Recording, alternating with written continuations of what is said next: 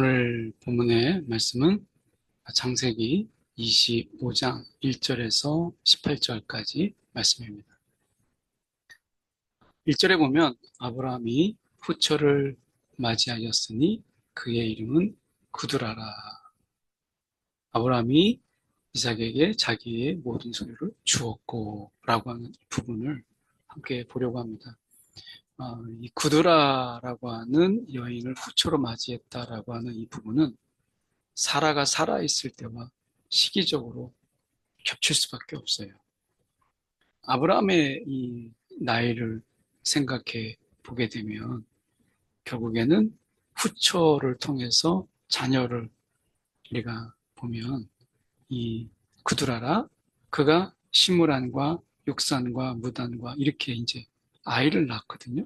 그러면 사라가 살아있을 때의 시기와 겹치는 거죠. 그만큼 하나님께서 이 아브라함에게 자손을 주었지만 약속의 자녀는 하나였다. 자녀는 여럿 있었지만 이스마엘도 아니었죠. 약속의 자녀는 하나였다. 라고 하는 것이 중요하죠. 많은 사람들이 있지만 약속의 자녀라고 하는 것은 따로 구별된 그런 존재이잖아요. 그래서 우리는 하나님의 그 약속에 의해서 택함을 받고 약속의 자녀다. 그래서 5절에 약속의 자녀인 그 이삭에게는 자기의 모든 소유를 주었다. 이렇게 이야기합니다. 그래서 물론 이제 이삭에게만 준 건 아니죠.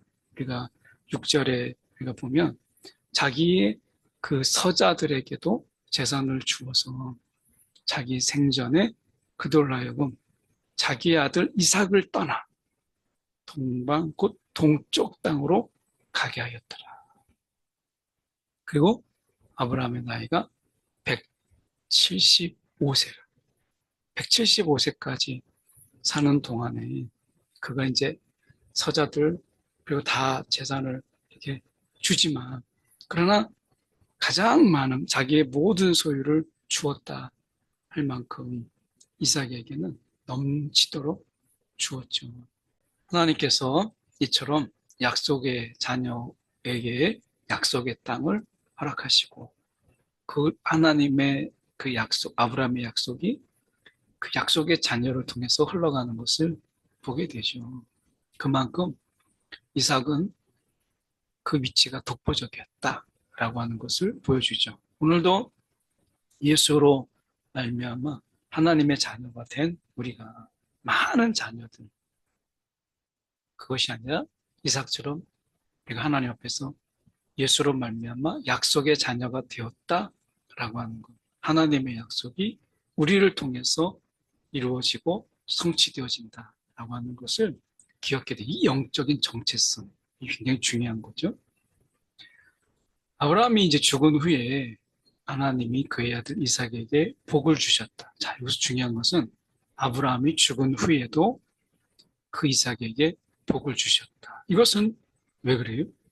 하나님의 약속이 아브라함에게 있었고 그 약속이 약속의 자녀인 이삭에게 흘러갔기 때문에 하나님의 이 약속은 아브라함이 죽은 후에도 계속되었다. 끊어지지 않았다. 이게 굉장히 중요한 거죠. 예수께서 십자가에 죽으시고 부활하시고 승천하셨지만 이 땅에서 예수를 통해서 약속하신 것. 이것이 우리를 통해서도 그대로 흘러가고 예수께서 이 땅에 오셔서 말씀을 성취하신 것처럼 오늘도 약속의 성취를 우리를 통해서 이루어 가시는 거죠. 그래서 하나님의 나라가 이 예수를 통해서 이 땅에 도래했지만 우리는 이 땅에 하나님의 나라를 살아감으로 인해서 더 확장되고 나중에 온전히 드러나는 하나님의 나라 거기에 우리가 있다라고 하는 것이죠. 그런 의미에서 아브라함이 죽어도 이삭에게 그 약속은 흘러갔고 하나님의 약속은 계속되었다. 그리고 복도 계속되었다. 오늘 우리가 예수께서 이 땅에 십자가에서 죽으시고 이제 승천하셨지만 성령을 통해서 우리 가운데 보증이 되셨고 그 약속이 계속되고 있다라고 하는 것을 우리는 보게 되죠. 어떻게 보면 우리 가운데 이 성령의 보증은 아브라함의 이 복이 이삭에게 흘러갔던 그 약속의 실행보다 훨씬 더 우리가 분명한 보증이다라고 하는 것을 기억할 필요가 있죠. 12절에 사라의 여종 애굽인 하갈이 아브라함에게 낳은 아들 이스마엘의 족보는 이러하고 이렇게 되어 있습니다. 그 족보들이요, 이 족속대로 12 지도자.